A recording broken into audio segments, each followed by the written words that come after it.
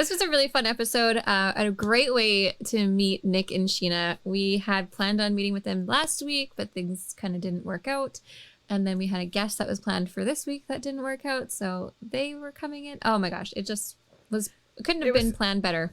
God's intervention is what I definitely had to say when we were Good Friday and one of our guests unfortunately had to cancel, and we're like, grasping. And in the meantime, I was talking with Mike in regards to this meeting and trying to rebook and let him know what happened. And he's like, well, hey, why don't we have you and Nick come on? I mean, duh. And he's just like, yeah. And then we realized that we definitely had an army come, and God had different plans. And as, you know, life happens in recovery, that's kind of how things roll out. No matter how hard we plan, no matter how hard we think something's going to happen, sometimes things just don't happen the way we think they are. No, and I'm not mad about it. It was a lot of fun. I definitely think we have to have Nick and Sheena back on for sure. And if you don't know who we're talking about, it's Nick and Sheena from We Are Warriors. They have an incredible magazine out. They do a lot of outreach specifically for people who are suffering with PTSD and are first responders to get them into treatment. So they're doing some incredible things. We really wanted to shine a light on some nonprofit organizations that you can support leading up to Just for 24. Because yes, we want to show the fun in recovery. We absolutely want to end the stigma, get our voices, our faces, and everything out there. But we also think it's great to support the people that are helping people that are still suffering as well. So we're putting that out there. So if anyone wants to go check them out, please do. And we hope you enjoy this episode. You are listening to Seek Purpose, the podcast, where guests share how they have survived their pain, explored their passions, and found their purpose. We are the platform that gives a voice to journeys of recovery and the opportunity to get inspired by those who have overcome their hurts, habits, and hang-ups. You've found your pathway to recovery. Now it's time to find your pathway to purpose. Subscribe to this show, join our online community, and become a purpose seeker today. We just want to give a quick shout out to our upcoming event, Just for 24. It's been incredible, the people that have jumped on and already sent us videos, but we would love to get more. So if you want to send us a promo video, all the information is on justfor24.com. We'd love to have you be a part of this incredible event. Do you want to talk a little bit about what the event is about, Suzanne? You bet. Just for 24. Last year, this event started, and we really focused around relapse prevention. That kind of was the topic of Just for 24 this year, which is kind of part of relapse prevention, but it's fun because we need to have joy in sobriety and recovery. And we want to hear all about what people are doing in recovery. And most importantly, we want to hear from the family members and how you are supporting us and how you are coming together to, you know, help us have some fun in our recovery journey. So that's what Just for 24 is all about. April 24th, you stay sober, go live, either if you are in recovery or if you're supporting a friend or family member or coworker that's living with alcoholism addiction. Amazing. Hey, everybody, I'm Brooke. Hi, friends. I'm Suzanne. And this is Seek Purpose, the podcast. Today, I am so excited to introduce Nick and Sheena from We Are Warriors and our old returning favorites, Mike and Jenn from Recovery Army Outreach. We're so happy to have you guys here today. Yeah, we are. Thank you. Thanks. We're going to be talking about finding purpose and turning it into a movement. And these four are making waves in the recovery community by not just talking the talk, but walking the walk and giving back in big ways. Their aligned missions brought them together to create resources that stretch. We're Canadian, they're US, North America wide. So we're really excited to have all of you here today, and let's get into it. Yeah, to get started, good. Actually, Nick and Sheena, you are new to our community. Welcome to Seek Purpose. You're now part of the family. You can't get rid of us. Would you tell our community about what you guys have started with We Are Warriors magazine? Yeah, actually, I'm going to let Sheena do this because she never talks on a live. So I'm going to put her right on the spot to build up our company. Go ahead, babe. You're in My so man. much trouble. So much trouble. Yeah. Attaboy. Wow. Okay, well, We Are Warriors magazine is a magazine that we put together to reach as many people as possible, not only in the recovery community, but also to have other people outside the recovery community kind of understand what it is to be part of it. Sorry, my son's sitting here like mimicking me on the other side. Yeah. We reached out to some friends. We put an ad up on Facebook. We have a company called Sober Excursions, and we actually did an ad on there. And I think that's actually where we met Mike, is it not? There. Yeah, That's how we met Mike. I'm gonna correct you in a minute, Nick. Yeah. Good idea to throw that out there before she got you. I'm scared of Jenn. I've never been scared of Jenn until this one moment. Welcome to my world, Nick. You're in trouble now. Looking for writers that were interested in being part of a community that was going to talk and discuss about recovery, mental health in general, and the support that it entails and needs. And that was where we met Mike, and he was one of the writers for our magazine. What else? Yeah, the We Are Warriors actually started long before the magazine. I just picked up the guitar and started writing music when I was struggling with my addiction and my PTSD. And then slowly but surely, it just turned into something a lot bigger than we thought it would be. It turned into everything. So now we do this full time.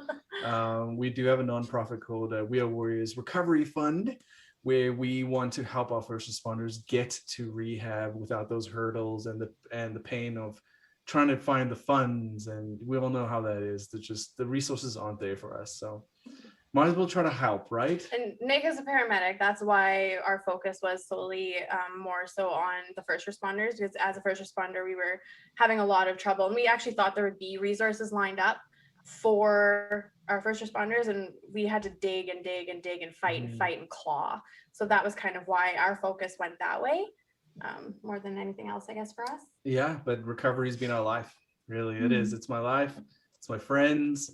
I really couldn't imagine a life without you guys in it right now. Same. Yeah, except Jen's gonna kill me. So now I'm a little scared. I'm not gonna kill you. Can I comment on this real quick? Yeah, go for it. Go. So how does an awesome American couple meet an even more amazing Canadian couple? And the answer is from Instagram. So we were laying in bed one night, Mike and I, actually it was like during the day, I think, I don't know, whatever. And he was, we were just talking like we always do. We have tons of pillow talk, and he always knew he needed to use his voice, and he needed to speak, and he needed to, well, he didn't realize he needed to write. So I'm scrolling Instagram and I come across We Are Warriors or Sober Excursions. I forget exactly which one it is. And it was your ad looking for a writer. And I was like, oh my God, look at this. This is like, and he's like, oh, that sounds pretty cool. I was like, do it. And he was like, do it. Like, I'm going to be I want to speak. I'm like, what's the difference? Like, you're going to write, like you can write too. And he was like, I'm like, do it now. And he's like, and I do that to him. Like when I know he needs to do something, or like I have to remind him, I'm like, Nick, can you please do it now? But I was like, no, I feel like you need to do this. So he did it. And I remember you guys were full and you said you didn't need any more writers, but you read what he had written. So you can send me a sample though. Yeah. And the rest is history. And since then we've had like a sure really it was send us a sample, and then he did, and we're like, we'll make room. Yeah. But then it was, I remember the writing came in and I was like, this guy can write, but this guy can talk. Cause do you remember being like, yeah, the writing is good, but that voice is something else. So then we incorporated the actual audio. And that's a sting for me because I'm a singer, and she kept on saying, Mike's got a great voice. So I was just like, who is this Mike? Like, kill this guy.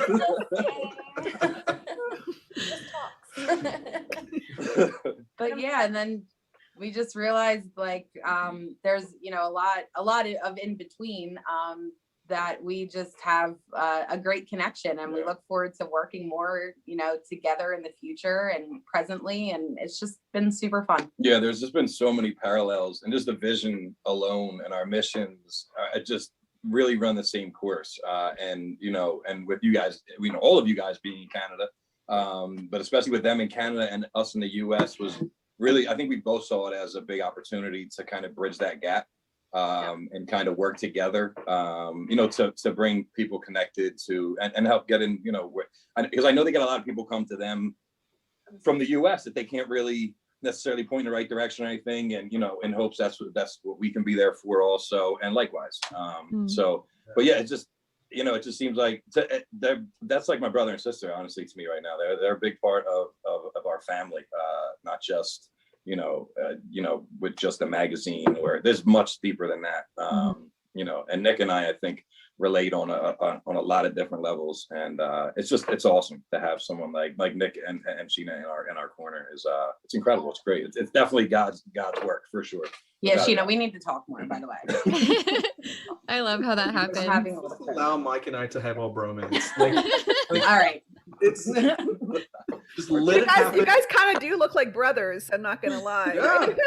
It's really funny. We started seeing that like more and more. We're like, oh look, they look alike. Oh, their stuff is the same. Oh, they both have really good voices. This is weird. Oh my God. Are you girls starting your period at the same time too? Oh my gosh. Okay. I don't really know, but we might talk about that on a different. Usually women gather and we all start, having it at the same time. So anyways, I can't believe she just said that on live, but anyways, I could turn whatever. It's the truth though. When women come together, they usually begin to have yeah. The same cycle. Our recovery women's groups can get Fully sick. synced up. Okay, so Nick, I actually learned about you through one of Mike's lives. He wouldn't stop talking about how incredible you were and how we had to have you on the podcast. I'm so excited to have you here, and I would love to hear a little bit about your journey. You said that We Are Warriors started in a very difficult time for you. Can you talk a bit about that? Absolutely. That's exactly why we're here, right? To tell us stories, to try to create hope for people that struggle. Mine started probably about 10 years ago, if I'm honest. And I've been a paramedic for about 16 years in Canada. And there were just certain things that bothered me over time. And I didn't do anything about it. I just, I had that tough man mentality. In EMS, it's still like that. That stigma is there that, if you can't handle it, then just leave. And that was the mentality. Like, don't talk about it. You have to be strong. Boys don't cry, that kind of stuff. But it just got to be too much for me. And then eventually I decided that, what worked? Drinking. So on my days off, I would start off with a few drinks, of course I drank on weekends with friends and stuff, but it just proves that this is a progressive disease, because I just kept drinking, and it worked for a while until it didn't work. And then I was screwed. And then I couldn't live without drinking. And then the worst part was, and I know you guys know this, how this feeling feels, is that when you try to stop drinking, that's when you know you got a problem. Because then it gets harder.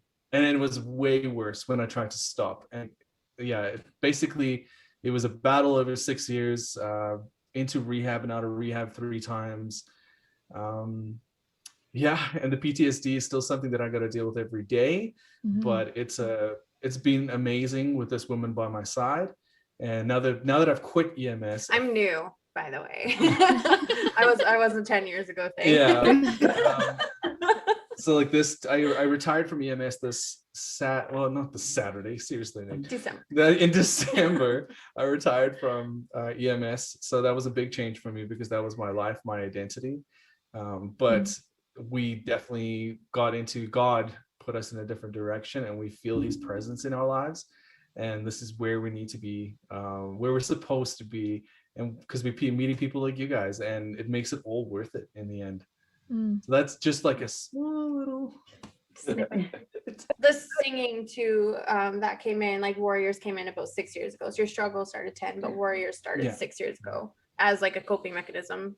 The singing. Absolutely. Yeah. You gotta hear his music. It's ridiculous. I caught a glimpse of it on TikTok and I was like blown away. I love that. Like, music was a really big escape for me as well. So when did you get recovery? When did you start your sobriety journey? Well, that would have been 6 years ago. I had a few relapses here and there. Nothing that would kill me, but I mean, it's been a struggle. I try not to talk about sobriety dates because the last time I did, I felt that I was jinxed. So I'm trying to do it without talking about sobriety date, but has been over a year. So. Oh, that's awesome. Congratulations. I'm Thank really, you. yeah. Yeah, I love how this online space and the way we get to communicate now has opened up a world of opportunity for people in recovery to connect and people that are trying to better themselves. And what you're doing is so incredible. I've taken a look at your magazine and like stalked your Instagram and Facebook, and it's just Where do you incredible what you're live? doing. I'm just kidding. We're in BC, Canada. Yeah, we're Closer than you think. Or... yeah. Yeah. Just standing outside the window. Hi. Hi, remember us? Actually, I have a real great question because you shared a lot about your story, and here at Seek Purpose, we talk a lot more than just the person that's suffering and battling with mental health and addiction, but also the family and the girlfriends and the wives. So I'd like to hear a little bit about your journey while he was going through that, Sheena, on how that affected you and what did you do to handle and support Nicholas? What did I do to handle you? You can't handle you. Lots. So Nick and I actually started when he was in active addiction. I was actually going through a divorce and he was sick. It wasn't a matter of handling him. I grew up in a family that was riddled with addiction. I've been around it for a really long time. And I think one of the things that we connected was that I didn't tell him he had to stop or that it wasn't okay. For me, it was more just be there and listen. So we actually started off as friends for a while first. What? I don't really know. Yeah, like she was there from like when I was struggling, she was trying to be there for me, just be that voice, so that shoulder to cry on for a while. And the biggest difference with this relationship that I've ever had is that she was non-judgmental. You know, she was completely, it was like, I understand this is a disease. I know you're struggling, but it wasn't enabling, because at the same time it was, you're either getting help or this isn't gonna be like, we're not gonna do this. So she already planned the rehab. She already planned everything. So everything was in motion already when we started this. But the amount of support and love that I felt, I never felt judged, not even once. And that's hard for us addicts to actually find that. Yeah. There was one night, like, do you want to tell him? Or can I? Yeah, go. There was one night, like in particular, that like really stood out, and I think it kind of sealed our relationship a little bit. But he would go to the bathroom and drink. So like I'd come over and we'd watch a movie, and like in the ensuite, he would have his vodka usually like hidden underneath the sink, and then he'd go to the bathroom every 10-15 minutes and take a swig and then mouthwash and then run water and then come back. And it was probably like a month in or whatever, but I just saw the pattern and knew what was going on and knew that he was struggling. And I actually just brought him a cup. Like he came out and I just brought him a mug.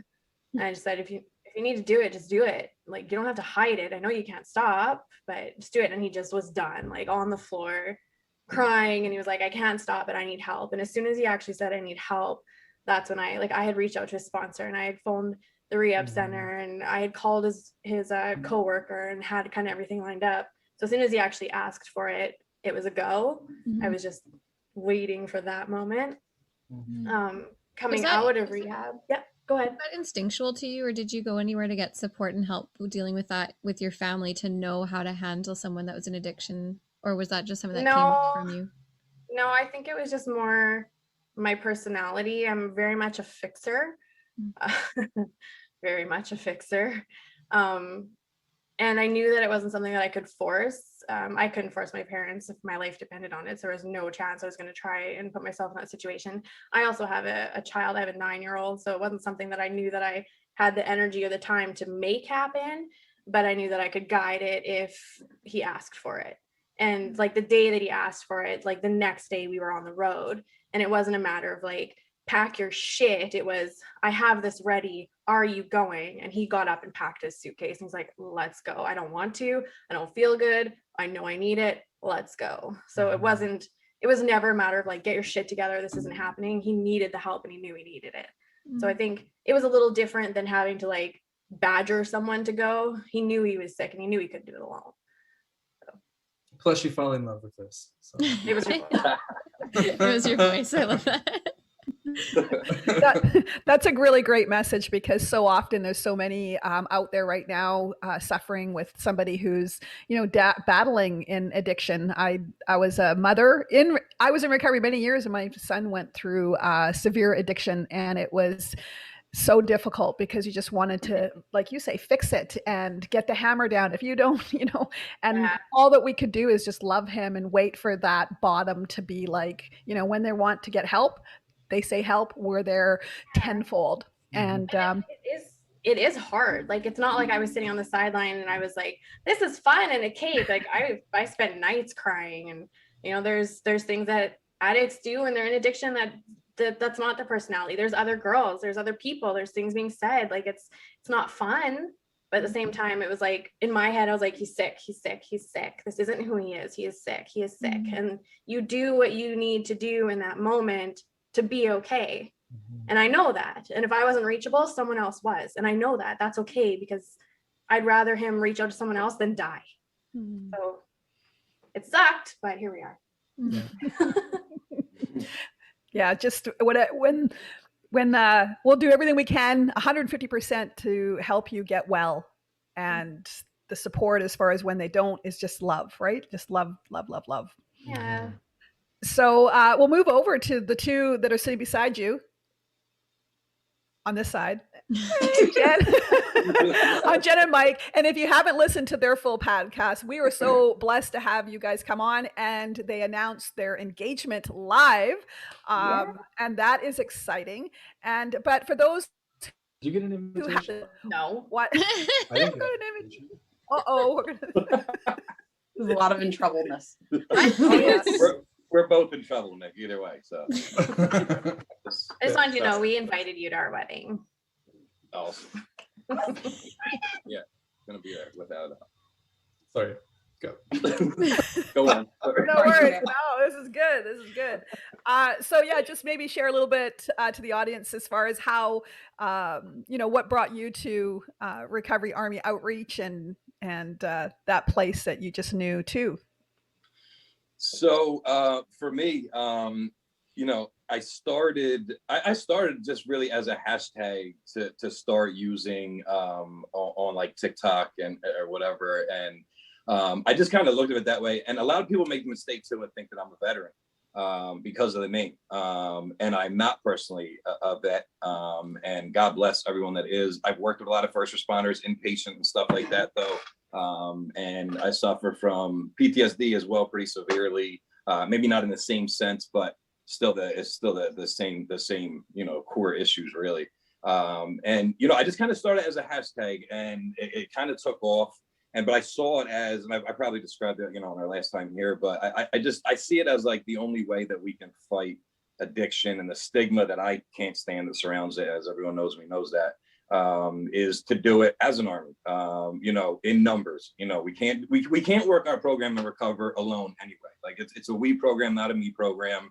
And I know that's the way that we have to go about doing it, with numbers, just and the more the better. And that's how I saw it, and really not like anyone leading anyone. It's just all of us side by side as a united front, moving forward and fighting the stigma and fighting addiction, showing people that we do recover. So it kind of started from there. And then we had some people up and stuff, and went down to, you know, I spent a lot of time of my life homeless in Kensington, Philadelphia. And, you know, we decided to put together an outreach. You know, this was before the nonprofit was founded. And we went down, because I can't forget where I come from. I can't. And, you know, so we went back down, and we loaded up a bunch of SUVs and stuff like that with, you know, food and clothing and all types of stuff. And we did that one day, and it was, we reached a lot of people, at least 100, 200 people maybe. And, you know, from that point, I'm like, all right, we need to do this again. And we did it the following month with another, and we always have like 10 or 12 volunteers more than willing to be involved and serve alongside with us. And it's amazing. So we did it again the next month with even more things this time. And then after that time, I was like, I kind of talked to Jen, and I'm like, this is what we need to be doing. Like this is really where it's at. And I just felt led, you know, it was definitely God driven. I felt led to continue to do it. and we talked about it. And then, you know, the impulsive person I am, decided, all right, yeah, we're gonna found the nonprofit doing it. And you know, I think probably that day I probably started filing paperwork and spending money. And you know, and it's not cheap, like it's not cheap. And but I just know that it was, you know, the will that was set before me that's not my own. And I know that it's going to bear fruit when time comes, and God's going to provide no matter what, because I know it's an assignment for me and us to do this. And, you know, it's during these times when things are hard and struggling, it's just reminding ourselves that this is the path that was chosen for us. We need to abide by it. We need to follow it. It's not a suggestion, it's an order, and we need to take it. And I know in the end, things are going to be where they're supposed to be, but there's a lot of trying times going through it. And then, so that's, you know, that's pretty much how it started. And then we founded the nonprofit, and we also have some people on the team that really specifically help in certain areas for people that need help.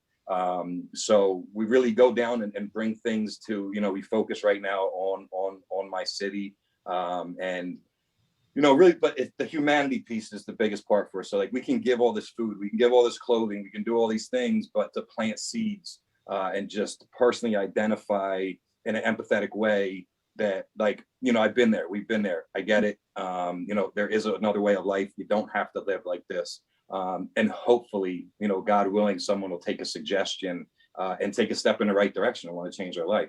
And in that case, then really our goal moving forward from there is to build a long-term relationship.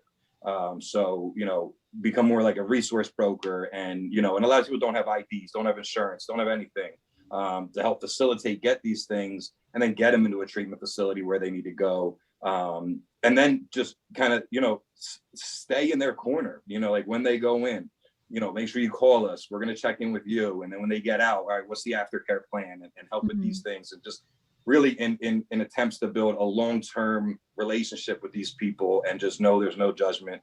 And we're there for them no matter what, through thick and thin, and hopefully, you know, build them up to like a year of sobriety. And you know, that's the ultimate goal, is just to have that connection and know that they have people in their corner. And it's not just a few people, it's, you know, it's the army, like it's the whole, it's hundreds of people that are there, willing to just, you know, sacrifice their time, and for anything anybody needs. So it's pretty much how we got started. Oh, that's amazing. incredible. A lot of people don't realize also, should I say the better half beside you on this side? No, yeah, absolutely.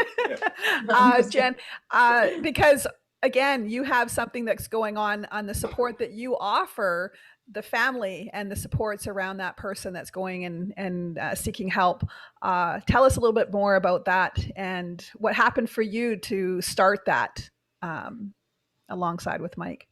To start I'm confused by the question. I am a natural blonde. I'm just I just got my blonde put in too, but anyway. Oh my gosh, now we're gonna have all the blondes going, I feel offended. But anyway, I love you. I love you. I love you. I love you all.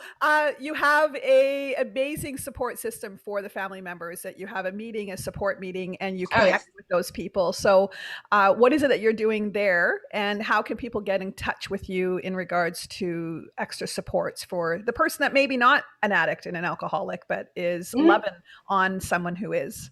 Yeah, so we host 3 Zoom meetings a week. Actually, presently 4 Zoom meetings a week. They are Eastern Standard Time on Wednesdays at 6:30. No, 8. What? Lying. Wednesdays at 8 o'clock. Sundays at 6:30. It's been a long day. Okay, so Wednesdays at 8. Fridays is a women's meeting at 7. And Sundays at 6:30. And presently we are doing a Foundations of Recovery on Tuesdays that 2 of our team members are hosting. They are open meetings, so that if for those people that do work a fellowship program, an open meeting is exactly what it sounds like. It's for anybody that would like to come and learn about the addiction, or, you know, and mental health process, or family members that have somebody still sick and suffering, or somebody a family member that is going through their recovery and how they can be a support system to them. So because it is a family disease, it's not just a singular thing. So we felt that offering an open meeting multiple times per week would be helpful for anybody. It's just a safe place to come in, and you're more than willing to share. You're more than willing to reach out to us via email. The two are, every team member of ours have emails.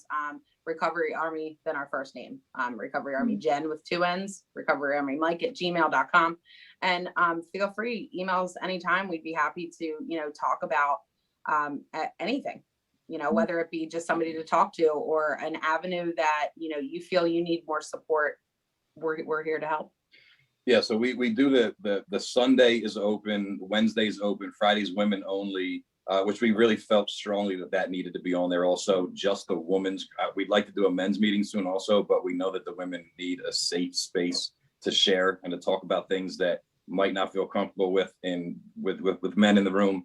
So we felt it was important to start that. But the one we just started on Tuesdays is Foundations for Recovery. So that's more so for newcomers specifically, more and kind of don't know what to do or how to begin their journey and aren't really aware of what options are there, or if they're more interested in getting involved in a 12-step program and wanting to learn more about it, or what does sponsorship look like, how do I go about doing it? And so that's kind of what we do. We kind of dive into a different step each week and just talk about what the fellowship is, what to look for in sponsors, and what that relationship should be like, and those kind of things. Just kind of educate people. If they decide that's the path they want to go, then that's amazing. And if it's not, that's okay too. It's okay just to come in, turn your screen off, mute your mic, and just listen.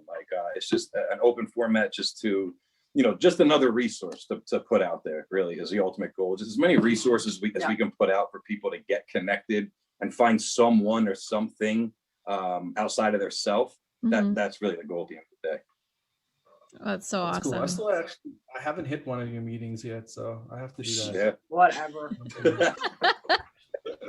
Sugar in my coffee. Yeah, If you see me taking a sip of my coffee, I'm like,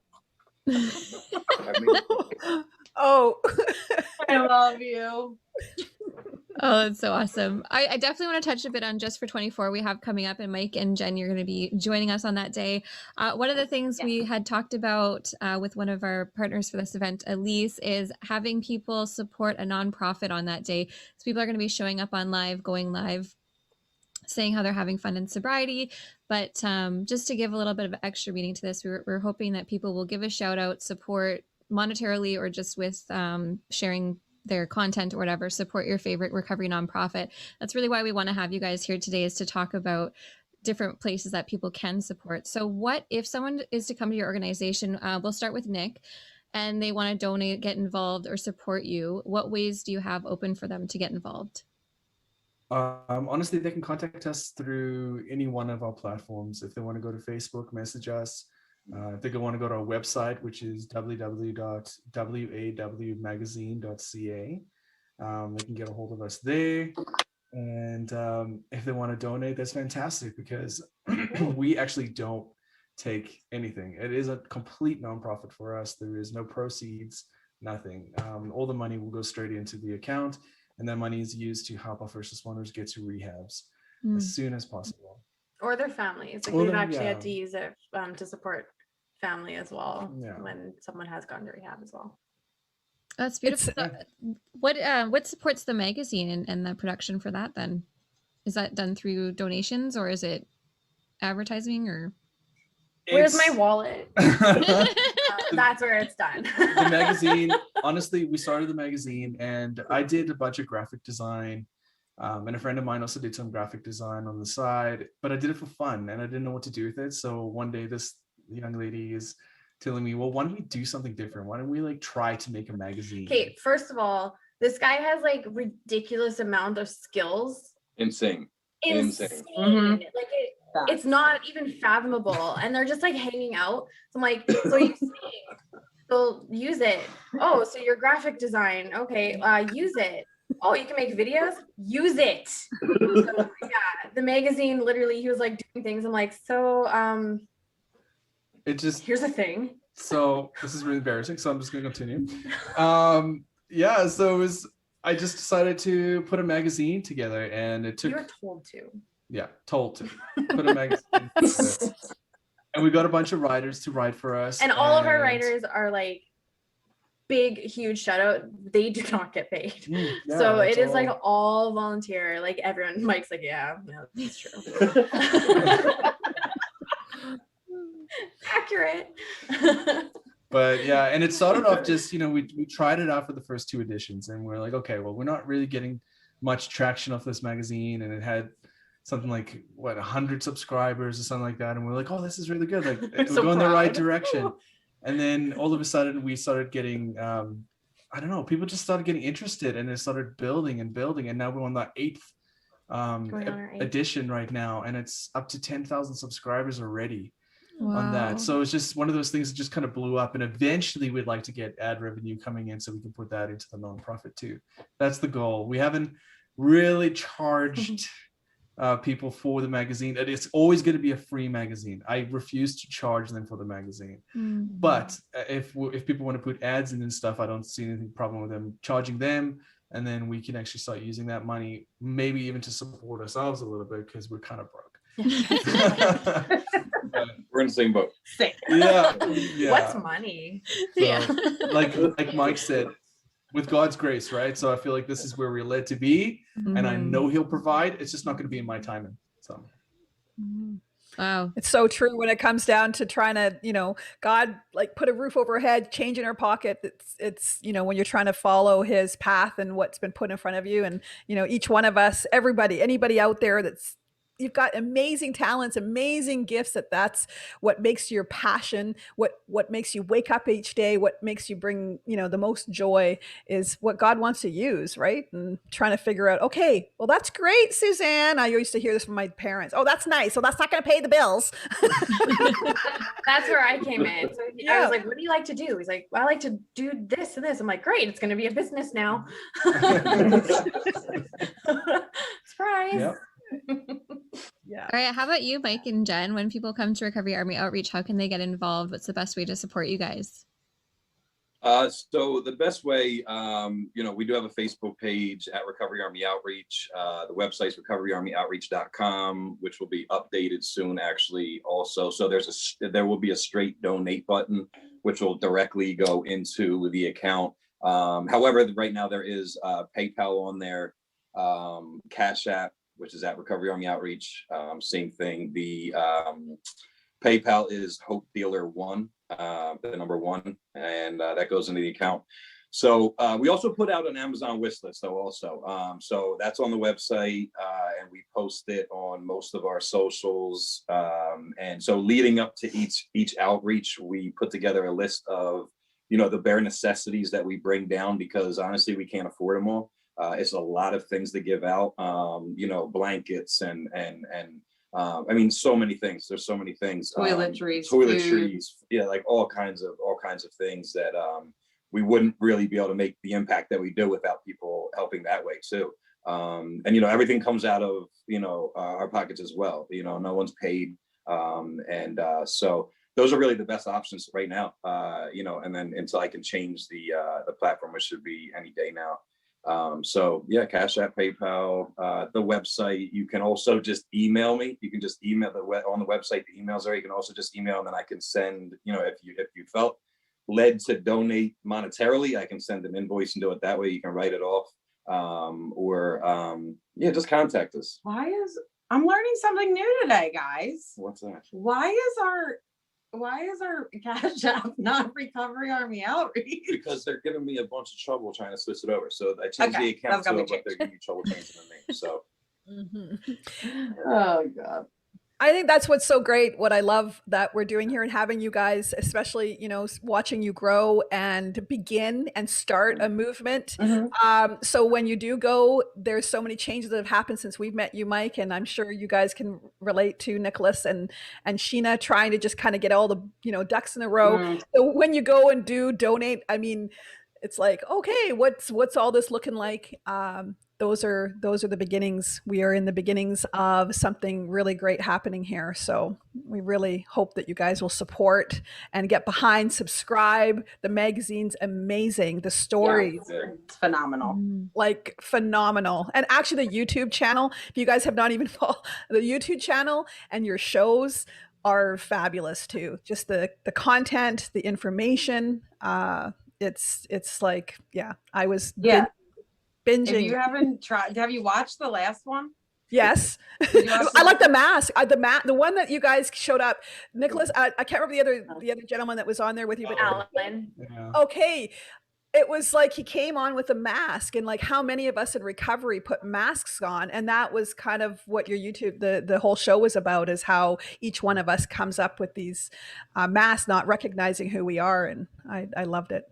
It's Yeah, really it's neat, fun. like being behind the scenes of that, because I don't like being in front of the camera. That's his job. But watching him come up with these like weekly things and the content for him, like he is like studying and looking at things and figuring stuff out, and then the content comes and it happens, and you're just like, what? So it's really neat. It's an amazing It's process. I'm fun. happy that he's doing it. But honestly, I'm gonna pump Mike's tires now, because when I saw Mike doing his TikTok lives, he was just like, hey guys, like all confident and stuff. And I'm like, there's no ways I'm gonna do that. I'm not gonna be that guy. You did do it Like once. I'm not good at it. And I feel really awkward. I'm actually a very like what's it? You're passive super person. shy, actually, which is really Um, funny. So yeah, so I saw Mike doing it, and then I had a whole bunch of people tell me, because I'm friends with Andrew Hager as well, and Andrew Hager said to me, Do it. dude, you gotta do lives. And I was just like, I don't want to do lives, Andrew. No, like it was like a hard no. Yeah. And it was probably like a week of me being like, just do it, just try Yeah. it, just So do then it. I tried it. I pulled out my inner Mike, and then I did a live, and it turned out great. And now I really enjoy doing it. And then Mike and I did a live together, and that was a lot of fun. But I've That was noticed a lot of that fun. too. Like, I don't know if Mike, if this is for you too, but it ends up sort of being like a meeting, because it is like a recovery crew, right? That all joins in and is talking about it. So, I mean, instead of not like going to a meeting every night, he's doing this 4 nights a week, and it almost is like, it's strengthened that. So Yeah. I don't know. I love seeing it. I'm really proud Actually, of it. you want to know how great things were? I don't mean to interrupt. We got Ryan on here saying, give me all the logins and passwords. I can get it all fixed up for you, Mike. Yeah, I'm sure you can, Brad. Oh, okay. Is that what he's saying? You already know. Can I Okay. say hi? Can Okay. I say hi? Yeah. My Mike's mom and dad are watching. I just want to say hi. Hey, mom and dad. I gotta say too, and honestly, and I just have to shout out my mom and dad, because there was a lot of years of my life when they couldn't watch me do the things I was doing, and I had to detach with love. And I know that was probably one of the most painful yet courageous things they ever could have done. And at the time, of course, I had resentments, but they needed to do that. Thank God they did, because it might have been a death to me. And so I'm just so grateful for those relationships that I've earned back through recovery, and to be stronger than ever. It's just absolutely amazing. Absolutely amazing. So I love you, Mom and Dad. Oh, that's so incredible. The feels. We also love you, Mike's mom and dad. Okay, I have to ask, because Mike brought it up before we went live, but there's some embarrassing moment that you said we need to ask about. Yeah, we're going there. Oh wait, are you talking about this about Nick? Yeah. So I don't even know how this Nick. came up. Little Nicky. Oh, no. Getting pants. We were talking about getting You got pants. most embarrassing moment. Yeah, that's the one. Yeah. Okay. I'll tell you the story, and I need to put it out there that I was probably like 9 years old. So let's all just like give me some credit here. So I went to like it was like a school, I don't know, hangouts or whatever, and this is in South Africa. So there was a pool, everyone's swimming. It's probably like 50 kids all hanging out. So a bunch of my buddies told me, hey man, you should go over to those girls and you should go say hi. And it was a dare, right? So, and I was telling Mike, I'm like, no one backs down to a dare. Like, you have to do it. So, you should have backed down. So then I walk. Yeah, I probably should know that. So then I woke up to these girls, and I'm like, hey, how's it going? Like just hanging out with him. And charm. Don't- come on, that was smooth. It never fails. That line never Never, fails. like, How's it going? there's nothing else you can say. It worked on me. So yeah, so then I got pantsed and my bathing suit came down and the water was really cold that day. I have to say, Okay. the water was cold. I'm a human being, you know, and I was super embarrassed. And all I'm gonna say is that I don't think I spoke to those girls again for the whole of high school. Like they never once even They looked weren't at me. interested. So, yeah, that happened. So, Okay, so Mike, how did you find out about this? Yeah. Oh, Oh, how did he Yeah, find Mike. out? They were talking about it on Nick's YouTube live, right? So why doesn't Mike tell his story now? I'd so love that was to one hear of the questions. So so I was on Nick's YouTube live just a few weeks back. And we had an amazing time. It was great. And so he asked me with random Q&As, and that was one of the questions: what was your most embarrassing moment? And only thankfully that I shared mine, it was somewhat sort of similar, that he opened up and shared his. So I thought it made it much more epic. It was so fun. But yeah, so I'll plead the fifth. What? That's not the game show. No, I know. No. Nick did, so I will. And I'll try to make it quick. So I'm in 7th grade, and I'm in history class, I think it was. And I'm at that age. So things are changing, things are happening, things have minds of their own. And, so out of nowhere, I decided to be, just up and at attention. And I was kind of a class clown, I got in trouble in school, and I said something, the teacher got in some kind of trouble, and he kicked me out of the classroom. He's like, get out of the classroom. And I'm just thinking to myself, oh shit, not now. Because I was, standing at full salute. So he said, get out of the classroom. And I'm thinking to myself, shit, how am I going to get out of this? And so I started just asking him weird random questions like, should I bring my books? Do you need me to take my desk out with me too? I'm just trying to buy time. I'm just trying to buy time and praying to God it goes away. So I have to stand up for the entire classroom pitching a tent. So that's pretty much what happened. Luckily, by the time I was able to, I think maybe the anxiety just kind of simmered things down a bit. And I was able to smoothly walk out of the classroom with no embarrassment. But it was internally embarrassing as can be. So there you go. yeah. Thanks for letting me share.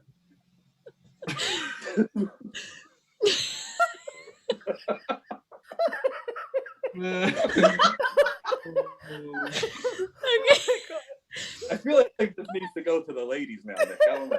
Yeah. Oh yeah, it's gonna go. I was trying to get that out. Okay, we're on most embarrassing moment. Sheena, Yeah. come on, let's hear the most embarrassing moment. I don't even know this. I Do didn't you know have one? yours. Are we talking about getting naked? Because it seems to be the theme. The common Gotta go denominator. there. Yeah, let's common denominator. You know what? I don't actually know. We have a mall in Canada called the West Edmonton Mall, and it has water slides, and one of the water slides goes straight down. Like there is no dip, you just go down. And I have quite large boobs and small bathing suit.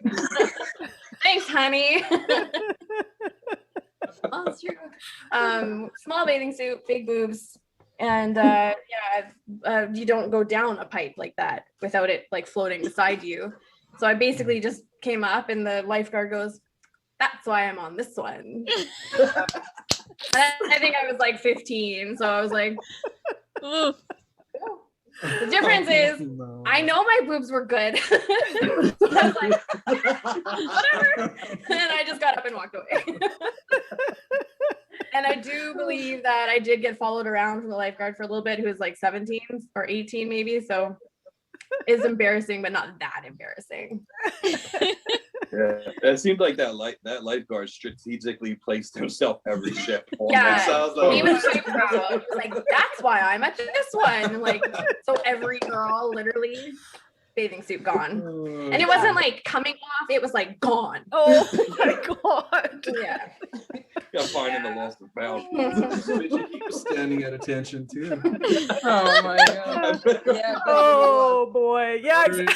Hurry. Pull that umbrella out. Okay, Jen, it's over to you, girl. What Yeah, do you your got? turn. I know I've had I've probably had a million embarrassing moments because I just don't give a shit half the time. And I just do really stupid things, but I really can't even think of anything right now. I mean, it's kind of gross, but the only thing I can think of off the top of my head is I was at a college party and I was not, I was doing things I wasn't supposed to be doing. And I peed my pants in the in the bathroom. I didn't make it in time. So I was like, shit, like I'm in the middle of a party with no clothes and what the hell am I supposed to do? So I blow dried it dry and then I left. That was the thing. It was an internal, I found a blow dryer under the sink. I totally raided the cabinet. But like that was like an internal like embarrassing moment. Nobody else knew about it. But why? You should have taken off your pants and told everyone it was a pantsless party and started the trend. That would have been about we're going streaking. Yeah. Let's go. Don't act like you're not impressed. Yeah. I should have done that. Yeah. Yeah, we can only go back. Damn it. What about you, Suzanne? Let's start with Suzanne. Oh my God. Well, the biggest embarrassing moment for sure, it was actually when I was drinking, but I love convertibles and this guy had a convertible and I've always wanted to have sex in a convertible. I mean, come on. So it was in my bucket list. I mean, what can I say? We have a bucket list. Right? I was like, doom, I'm going to do this. So that's what kind of happened in the front seat of this convertible was down. And I'm like, wonderful. However, the most embarrassing part was it was in the back of a club and it was around the smoke pit and there was a fight that went down outside announced to me because I was having fun in the convertible and nobody ended up watching the fight. Everybody was kind of watching. Oh, yes. And I did have a cowboy hat on too. So didn't put a show on. Yeah. Needless to say, I never went back to that bar. Oh, this has been a great episode. Thank you, everyone, for sharing. No, Brooke. No. Not happening. I'm getting away. Let's go, Brooke. Oh, I don't know. There's so many. How do you choose one? I shared one on your podcast there, Mike, when you asked about what would you bring to the grocery store counter or whatever. Yes. Okay, I'll try a different one though, because if you guys want to hear about that one, go listen to our episode with Mike and Travis there. But I think, when I was a kid, we were like the white trash house in this really cute little neighborhood, and everyone had like these happy little families, and everyone went to church, and then our house was like trashed. We had a hot tub outside, and there was like broken cars and bikes everywhere. So I just lived embarrassed, really. But specifically this one day, my mom was having a hot tub party in the middle of the day. And me and my friends used to ride down the hill on this like skateboard. We'd put a toboggan on top of the skateboard, and then we'd all sit on it and ride down the hill. And as we're going down the hill, one of my mom's friends stands up completely butt-ass naked in front of all these young kids. We were probably like 7 to 9 years old. And that I just remember being absolutely mortified.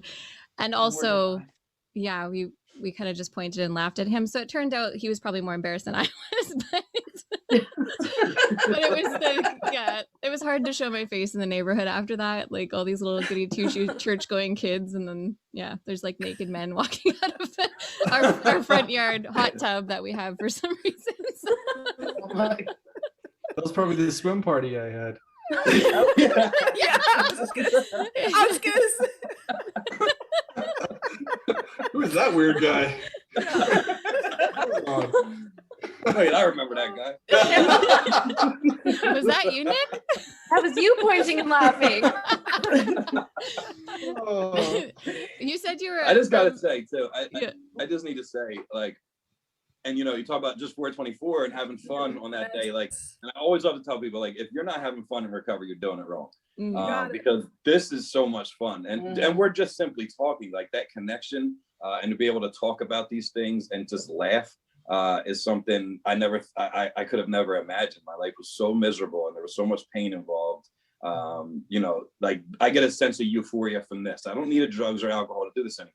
Like, and it's a beautiful thing to be able to do that, clean and sober, with a bunch of like-minded people. So it's easier than you think to have fun in sobriety. So don't let that stop you from using that as an excuse to get sober. Like, you won't know what to do. It's not going to be fun. I beg to differ. You'll remember it.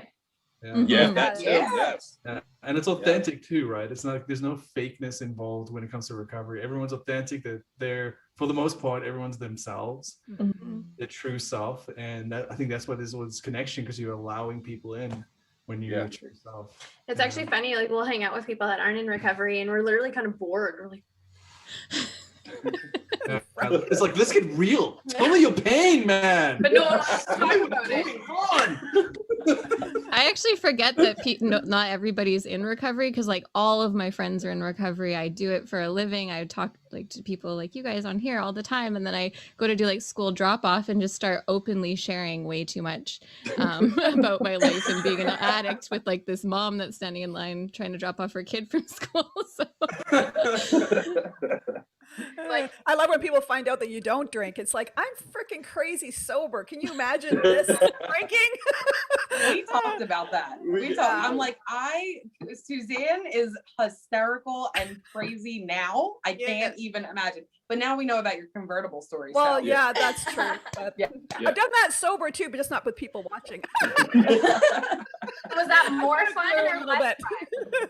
Oh no, without people watching was definitely more fun.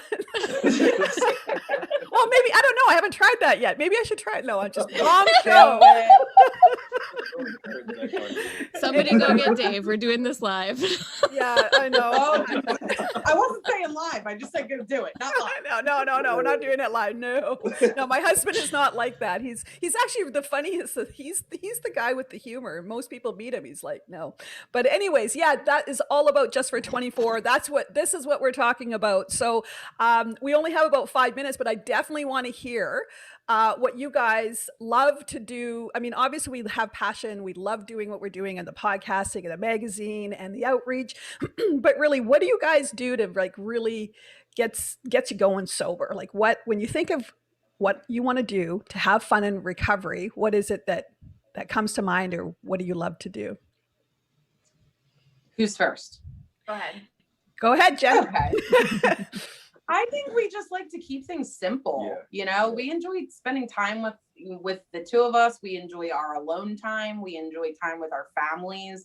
You know, this past weekend we had a friend and his son up, and it was just like that, like live in the moment, live and love each other and enjoy those, like, make new memories, you know, and you don't always have to go out and do something, you know. Take a walk, have a conversation, play a game, you know, watch a funny video together, watch a movie. I mean, we had a blast, and we didn't do too much all weekend. We had a cookout, you know, just really living simply and like focusing on the things that mean the most, because family and time, you know, those are the two most important things. Like, you don't want to take those things for granted. So we just try to live simply and humbly and love and spread hope and check our gratitude. And yeah, that's about it. Yeah, I think she took the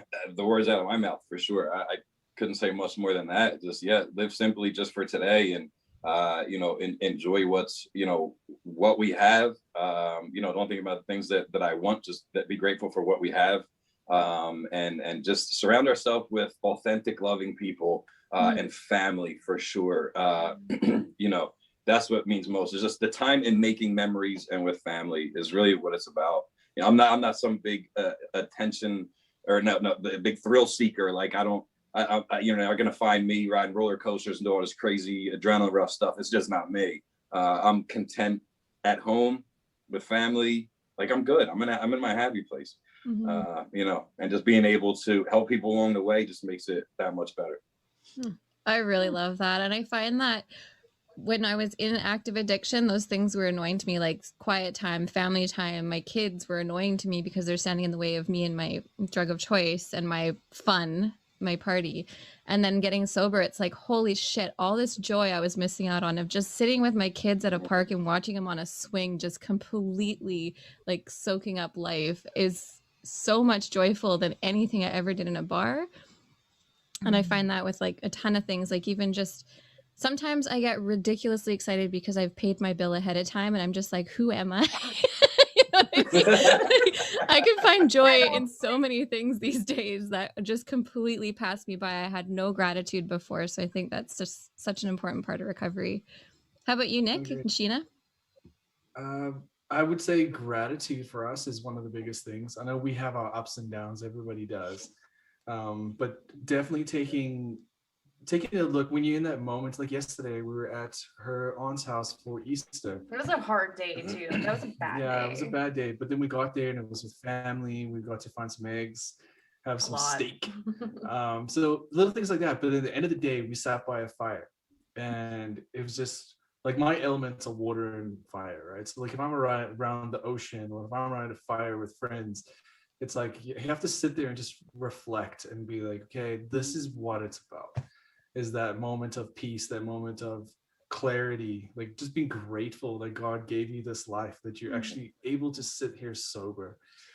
His elements are so much water and fire that we actually bought an RV and sold all of our stuff, including our houses, just to go travel for the next couple of years. So as soon as COVID F's off, we are in our motorhome for a while. Yeah. Travel and meet friends and spend some time. Like hopefully we're gonna get Jenn and Mike with us. They'll stay in our RV for a night, hopefully in Indiana. Yeah. You're in Canada. You're coming over here to BC. Yeah, well, we're gonna do we just want to tour for the next couple of years. Yeah, and just take the warriors on the road. Can I add something real quick before you end? Yeah. I just wanted to add. Nick shared something earlier about vulnerability and men, like just attention men. It's okay to be vulnerable. And I just wanted to say thank you, Nick, and Sheena both, but more on a man-to-man level, because, you know, when it comes to mental health struggles and PTSD and addiction, and, you know, these two gentlemen that you're looking at right now have found it okay to be vulnerable with each other. And I'm going to try not to get choked up because, you know, I don't know if Sheena, if you can relate, but it's really hard when you just want to help them and you don't know how to. And the fact that I know that he has somebody to call when things are really hard, that gets where he's been and understands what PTSD does to people, is just, I'm beyond grateful for that. So thank you. So am I. Me too. Yeah, Mike was there for me when I was having my hard day with my daughter, and just getting that text message from him, right? Like we haven't actually met face to face. But it doesn't matter to me. It's like a brother, right? So he'll text me and say, hey man, like this is good, nothing to do with the magazine or anything else. This is just me saying, how are you doing? Like, how's your kid? How's, you know, just having a friend that understands addiction and PTSD and mental illness, just to say, hey, I get it. It is different too. Sorry. I know they're running out of time, so I'm just going to cut you off. I know it is different too. Because like, he doesn't always want to hear from me, right? Like me going, it's okay. It's okay. It's almost like a wall. Like, shut up. You say it's okay every day, even though like it's not the same. So there's been times where I've messaged Mike and I've been like, I just need you to talk to Nick. Like, I can't do this. But it's never like I've never been like, surprise. It's never been like an anger or like an annoyance. He's like on it. And it helps. Like, that kind of thing does help. So sometimes we just can't fulfill what is needed. It's a guy thing. Yeah. I think sometimes it's the hardest people to, even though they're saying the right things and things we need to hear, sometimes it's hardest to hear the ones that are closest to us. And to identify on just a different level with someone that has personally been there, knows the same struggle, you know, man to man or woman to woman, whatever that may be, from just a third party, is just so helpful. It's just so helpful. Peer to peer. And just being Yeah. able to be open and honest in recovery, we come to a place that we're able to be authentic and be able to really say when, hey, how you doing? Like just before today, it's like, Mike's like, how are you girls doing? And we're like, like being able to be honest by saying, actually, I was crying, just, true story. And I too suffer from PTSD. And I was saying last week when things went down that we weren't able to meet and things for this particular meeting that we were going to have, it was amazing for me to be able to be honest and authentic. And so many people are afraid to say and look all pretty and be like, oh, everything's great when it's not. And to be able to have people in recovery to understand that. And like me too, last week, being able to say, hey, I've had a rough day with my daughter who has severe seizures. And I just, Mike's like, man, mine's been acting up too, and just hearing that quick text message, just helped me know that I'm not alone. And like, I was able to take a little bit of a breath, a little bit more of some peace that came into me. So I really thank each and every one of you, for everybody out there that are being honest with where they're at today, because, it's really important for us to show take those masks off, right, Nicholas? Right. And just, be authentic. So thank you. I feel like I'm gonna get whiplash from like nodding so much during this episode.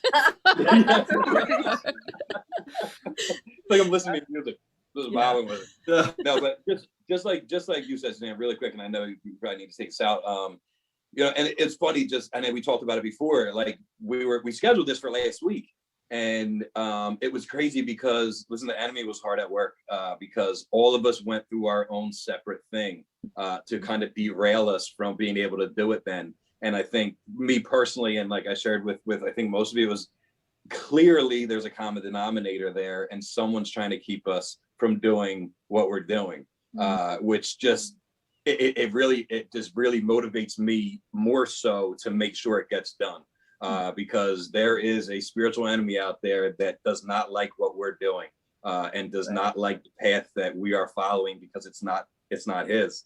And I know as long as we stay on course, so like when someone tries to derail me or something tries to derail us from what we're doing, I know that it's an enemy of mine, and it's just crazy how that worked out with all of us at the same time, where we weren't able to do it. And I remember just saying, like, the show must go on. We have to Guess do what? it. And here we are. So We're here. No kidding. So I mean, we're we're here, and it's like we had a guest cancel last minute on Good Friday, and it was like, and just having that conversation with Mike this week, about going through, checking in on each other, and then just, hey, yeah, let's do it. And I'm like, oh, God has a better plan. He's bringing us a freaking army. And it's like, not today, Satan, not today, no. And for those of you who are out there that are going through those difficult times, I've learned in my own recovery walk that every time the miracle is about to happen, this is the attack that occurs before it happens. So hang on, if you're having a tough day not drinking, actually, this is a terrible thing to say. I'm sorry, but I'm really not, because hang on, because it's coming. You're going to have that joy. You're going to have that peace. It's coming. It's right there. So hang on, just hang on. Really hard to, like, we get really down, like, so something will like just absolutely block it, and it takes everything we have for both of us to be like, it's okay. Like, sorry, we can't pay the mortgage this month. It's okay. Next month is going to be really damn good. Like, it's always something. There's always something massive, this big explosion or implosion. And it's always the one of us is like really down and the other one going, it's okay. It's not in our control. We're getting a lesson right here. Yep. Every time.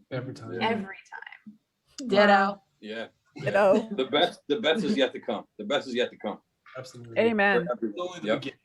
In the meantime, we all have to enjoy our journey. Yeah. Step by step. You betcha. So we want to talk forever, because you guys, and the great thing here at Seek Purpose is we definitely have a purpose of continuing to follow our stories, our guests, and stay connected. We obviously have had Mike and Jenn here for the second time, and now welcome to the family, as we said earlier, Nicolas and Sheena, and we can't wait to keep connected. And for those of you who are out there who really want to come and be a part of this amazing army and the movement together for wherever you're doing and whatever passions that you have, Just for 24 on April 24th, what we're doing is we're talking about the fun. We're going to say, not today, addiction, not today, Satan, and we want to come live on April 24th, and we hope that you participate, and check out the website www. I'm not good at the Just424.com. There we go.